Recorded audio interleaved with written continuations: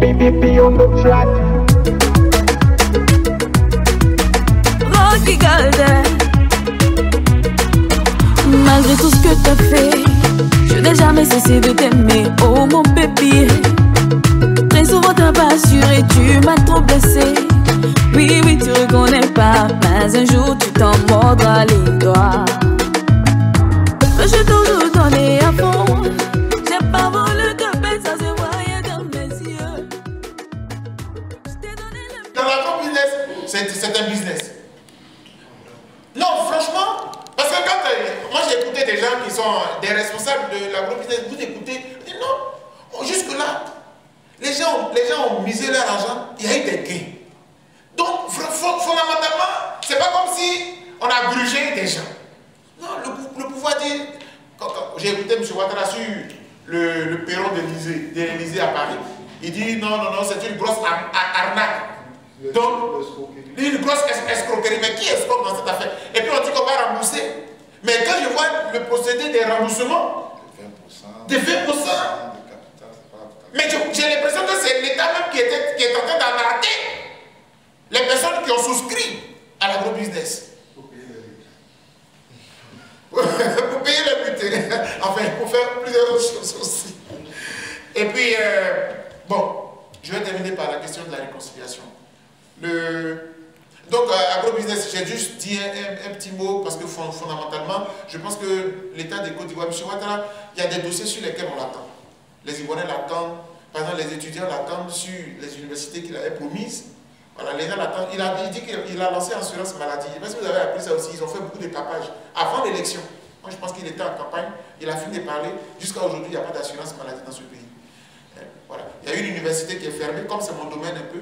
Je crois que l'université d'Ampo à Djamé est délabrée. Celle de l'université de Cocody, on dit qu'on l'a rénovée à coût de 100 milliards. Et les étudiants disent que c'est la peinture seulement. Parce que j'ai vu aussi un reportage sur Télé France 24. J'ai vu qu'en médecine, il n'y a aucun laboratoire et tout cela. Je pense que tout ça, ça ne fait pas sérieux. Ça ne fait pas sérieux. Donc il y a beaucoup de choses sur lesquelles on attend l'État de Côte d'Ivoire, beaucoup plus que sur des affaires d'agro-business. Maintenant, bon, si c'est une escroquerie, bon, si elle est avérée, mais l'avocat dirait un peu, il aurait bien pu défendre quand même les ayants droit de l'agro-business et tout ça. Sur la question de la réconciliation, chers amis et frères, est-ce qu'il y a quelqu'un dans cette salle qui peut être contre la réconciliation? Franchement, je pense que non. Je pense que non. Il ne peut pas y avoir quelqu'un parmi nous qui soit contre la question de la réconciliation. C'est vraiment ce que la façon dont procède M. Soro Guillaume nous inquiète et nous interpelle. Il a dit que le 3 avril, c'est le 3 avril 2017 là qu'il a lancé son appel. Il a appelé ça l'alliance, le message de la réconciliation. Et puis du coup, ça devient après une formation politique. Je ne sais pas si vous avez vu la suite un peu et tout cela. Donc en fait, je dis c'est de l'instrumentalisation. Et depuis l'époque, je crois que c'est à M. Fologo que je l'avais dit une fois à l'Hôtel Ivoire, un dirigeant, quand tu es au pouvoir, là, tu ne fais pas de discours, tu agis. C'est par tes actes que le peuple applaudit. M. Soro Guillaume, c'est quand même un membre de l'organe dirigeant de la Côte d'Ivoire. S'ils veulent réconcilier, tu connais par où il faut commencer pour ce qui est de la réconciliation. Mais moi, je remarque que les gens disent, vraiment, je voudrais qu'on se réconcilie, je demande pardon. Venez demander pardon aussi. Moi, je ne comprends pas cette affaire-là. Tu demandes pardon, tu dis non, venez, je vous attends, venez demander pardon. Je crois que c'est le frère l'abbé qui a posé cette préoccupation sur la question de la réconciliation. Donc, sur le principe, on est tous d'accord pour qu'on se réconcilie. Mais on se réconcilie comment? On commence par où? Et puis, quels sont les actes qu'on pose? Il paraît que ce sont les partisans de Laurent Gbagbo qui sont réfractaires à la réconciliation. J'ai vu une image aussi où Alain Toussaint a rencontré M. Guillaume Soro. Mais peut-être qu'ils ont parlé de quoi? J'ai entendu qu'ils ont parlé des prisonniers politiques. Guillaume Soro est-il sûr qu'il ne savait pas qu'il y a des prisonniers politiques dans le pays? Est-ce qu'il est sûr qu'il ne savait pas cela? Moi, vraiment, je ne sais pas. Mais si j'avais été à la place de Guillaume Soro, j'allais aller voir M. Ouattara pour dire, bon, maintenant, là, c'est ton deuxième mandat, posons un acte fort de réconciliation. Libérons les prisonniers. C'est-à-dire qu'il n'avait pas besoin de parler même. Je me suis dit, quoi ce que je veux dire? Bon, souvent il lance l'appel. On demande aux exilés de rentrer. Je demande à tous les exilés vient de rentrer, ça c'est M. Ouattara, il a l'habitude de dire ça. Tu es un dirigeant d'un pays, tes compatriotes sont en train de mourir au Bénin, au Togo, au Ghana. Quand il a envoyé sa ministre de la Réconciliation, qu'est-ce qu'elle est partie faire?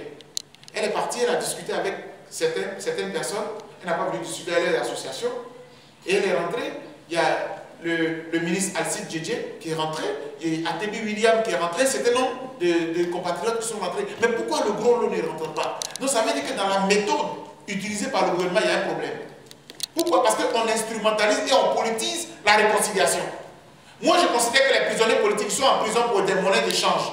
Si vous faites ci, je libère 2. Si vous faites ça, je libère 3. Ce n'est pas de la réconciliation, honnête. Pour réconcilier, il n'y a pas de conditions. Tu es l'État, et récemment, là, il avait dit qu'il allait libérer un certain nombre de prisonniers. Ou il a accordé l'amnistie à pas mal de prisonniers. Mais les prisonniers politiques, ils ne touchent pas. Hein. Il y a un problème là-dessus. Donc, chers frères, sur la question de la réconciliation, bon, ce que fait M. Guillaume Soro, ce n'est pas mauvais. Mais il faut qu'il aille un peu rencontrer M. Ouattara pour parler avec lui. Ce sont eux qui dirigent. S'ils posent les pas qu'il faut, je pense que moi-même qui tu vois en train de parler là, je serai le premier à prôner la réconciliation. Mais ne prenez pas la réconciliation pour un jeu d'enfant. Il faut agir. Il faut agir. Vous agissez, nous tous, on va lutter pour que la réconciliation soit une réalité. Moi, j'ai mal pour tous ces gens qui meurent. Vous avez vu le jeune gendarme qui a été sur son lit d'hôpital, là, enchaîné, qui est décédé avant-hier, là. Bref. Donc, voilà un peu ce que je peux dire. Moi, je ne crois pas qu'il y ait un Ivoirien qui soit contre la réconciliation. Mais ceux qui dirigent, s'ils le font de façon sincère, en utilisant la démarche qu'il faut, beaucoup de concitoyens vont s'y mettre. Et même, on va les aider. Mais tant qu'ils vont utiliser ça de façon instrumentale, pour aller pêcher les pro-ceci, les pro-cela, essayer de diviser les Ivoiriens et puis les ridiculiser. Je demande pardon, toi aussi viens de même pardon. Si tu ne demandes pas pardon, tu restes en prison. Tout ça, c'est pas, je pense que c'est pas sincère. Bon, en fait, c'est l'espérance, c'est l'espoir que beaucoup de pro-Gbagbo ont. Mais en même temps, quand on a envie d'être objectif, quand on regarde les motivations des décisions des juges par rapport aux 11 autres demandes qui ont été rejetées, je pense que dans ces motivations, rien n'a changé encore. Laurent Gbagbo, il est populaire, il a des soutiens, il est influent, il est ceci, il est cela. Bon, ça c'est des arguments qu'on donne pour refuser la liberté. Quand on regarde à la CPI, il y a et Laurent Gbagbo et il y a Charles Blé Goudé. Mais jamais vous n'avez entendu parler du rejet de demande de liberté provisoire de Charles Blé Goudé. Pourquoi? Parce que Charles Blé Goudé a fait le choix de ne pas demander la liberté provisoire. Enfin, c'est un choix. Parce que la liberté provisoire, ce n'est pas le juge qui se prononce d'office. La défense demande. Charles Blé Goudé, son allié, c'est qu'il dit, si moi on m'a envoyé ici, là, à la CPI, là, c'est pas pour me libérer après 3 mois, après 2 mois, après. Donc, ça ne sert à rien de faire des demandes parce que je sais qu'on ne va jamais l'accorder. Donc, en réalité, est-ce qu'on n'a pas envie de penser comme Charles Blé Goudé et dire que ça ne sert vraiment à rien d'espérer que Laurent Gbagbo aura la liberté provisoire un jour. Mais en même temps, comme on dit, l'espoir est toujours permis. Mais techniquement, dans la procédure ou bien dans les motivations qui ont conduit Gbagbo et Charles Blé Goudé à la CPI, croire qu'ils auront la liberté provisoire, enfin que Gbagbo aura un jour, pour moi, il n'y a pas trop de chance, quoi. Parce qu'ils sont dans une certaine logique, aller jusqu'au procès, éloigner le gars maximum possible de la Côte d'Ivoire, éloigner le gars maximum possible de la gouvernance Ouattara, et l'interview d'évidence qu'on a trahi un peu leurs pensées, les craintes également par rapport à une certaine liberté de Gbagbo.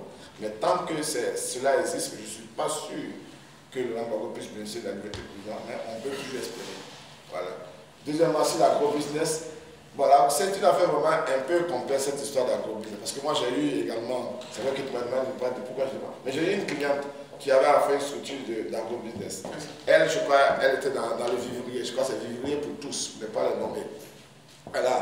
Elle a investi un capital de 3 millions et elle devait avoir, je crois, 12 millions. Et le délai est arrivé pour toucher son capital. Elle va voir l'entreprise. On dit non, qu'à cause de la saison des pluies qui n'a pas été bonne, la plantation n'a pas produit, on ne pourra pas te payer tes 12 millions. On va certainement te payer tes 3 millions de capital, mais le gain de 9 millions, tu vas l'avoir après. 2 mois, 3 mois, même le capital, on ne le paye pas. On décide de porter plainte à la police économique. Le DG est convoqué, il est arrêté. on lui met la pression. Au commissariat, même, il paye les 3 millions de capital, mais malheureusement, on ne le relâche pas, on le conduit à la... Non, d'abord chez le juge d'instruction et puis ensuite à l'avocat. Et il y a beaucoup de plaintes individuelles comme ça qui ont été portées.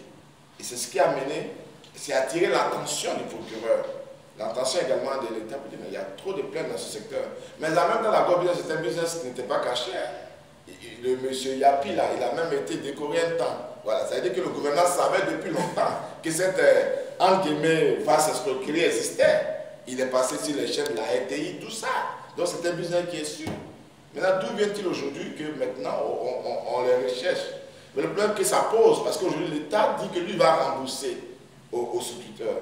Mais quand il rembourse, il y a certaines sociétés où il rembourse 20% du capital, pas même des gains espérés, 30%, et ceux qui ont trop même gagnent seulement 50% du capital. Mais ils remboursent avec quoi? Sur quoi? C'est là le problème aujourd'hui. Les fonds de ces sociétés sont dans les banques. Ce sont des fonds qui sont aussi des comptes privés, parce que ce n'est pas des comptes de l'État. L'État veut prendre cet argent pour payer. Si depuis ça a retardé, certaines banques ont résisté plus, mais juridiquement, vous ne pouvez pas prendre l'argent sur des comptes des particuliers. Vous, État, même État, vous payez. Parce que l'État, lorsqu'il y a un litige sur des fonds, peut prendre des décisions au travers des juges pour séquestrer des fonds. C'est-à-dire pour dire, toi, ton argent, toi, et son argent, tu ne peux plus avoir cet argent, tu ne peux pas avoir accès à cet argent. Mais l'État ne peut pas dire cet argent qui appartient à Yao. Moi, l'État, je prends ça. Comme Yao doit à Kwasi, moi, l'État, je prends ça et puis je paye Kwasi. Juridiquement, il n'y a pas de logique. Donc, les banques ont résisté, mais il semble que, parce que j'ai vu quoi, ce matin, j'ai fait un peu la revue, j'ai vu que les banques vont commencer à payer. C'est tellement que les banques ont commencé à céder sous la pression. Mais en même temps que les banques vont céder sous la pression, plus tard, quand M. Yapi et autres reviennent en Côte d'Ivoire, ils sont en droit de poursuivre les banques. Et là, si quel fondement juridique vous avez donné mon argent à l'État? Parce que l'État, c'est vrai, l'État c'est l'État, mais l'État ne peut pas prendre l'argent de tout le monde. Sauf en matière fiscale, ou quand il doit aux impôts, l'État peut faire ce qu'on appelle l'atelier à vie à tiers détentaire. C'est également une décision de justice qui autorise l'État à prendre ton argent parce que tu dois les impôts. Mais ce n'est pas dans le même cas qu'on est. Donc ça, plus tard, ça va poser des problèmes entre les banques et ses souscripteurs.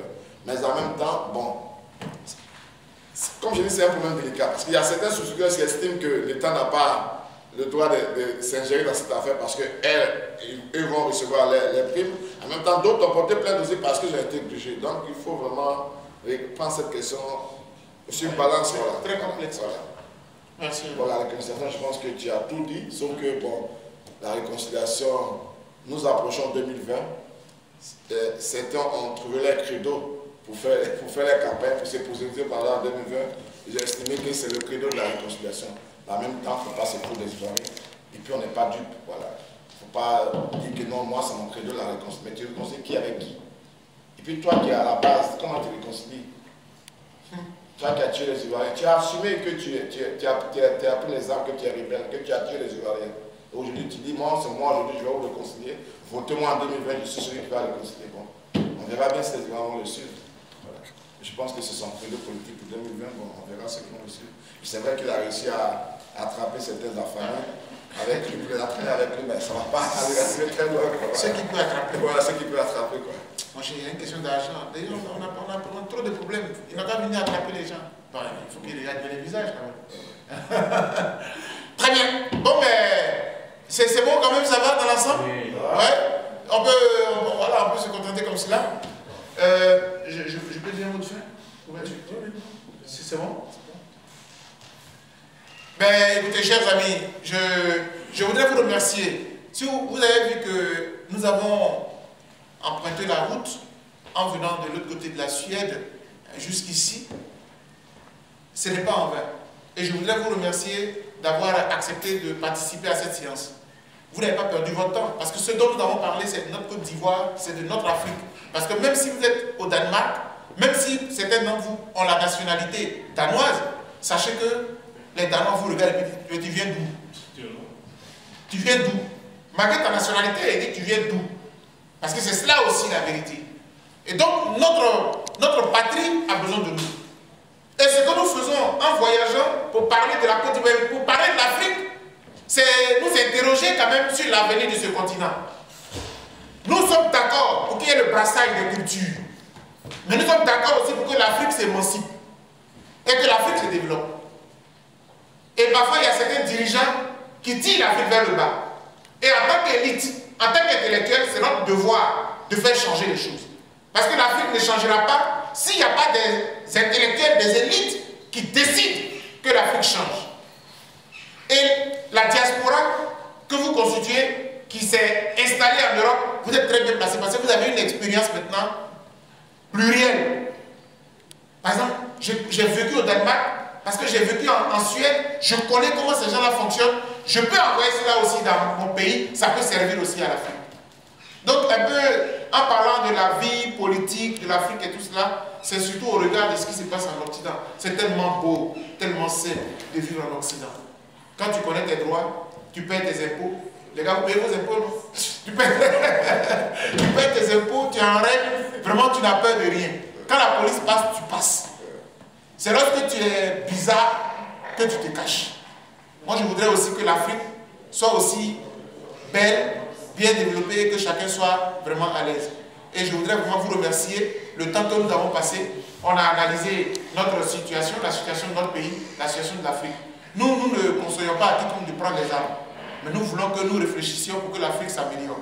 Et les dirigeants qui dirigent nos pays, vraiment, et la plupart ont fait l'Europe, ont fait les États-Unis, de grâce, apporter un peu de bonheur à l'Afrique. L'Afrique a besoin de bonheur. L'Afrique a besoin de paix. Mais pas d'armes. Voilà un peu le message de fin. Et merci beaucoup pour avoir pris part à cette conférence. Merci. Merci. J'étais aussi brave. Je taquine un peu.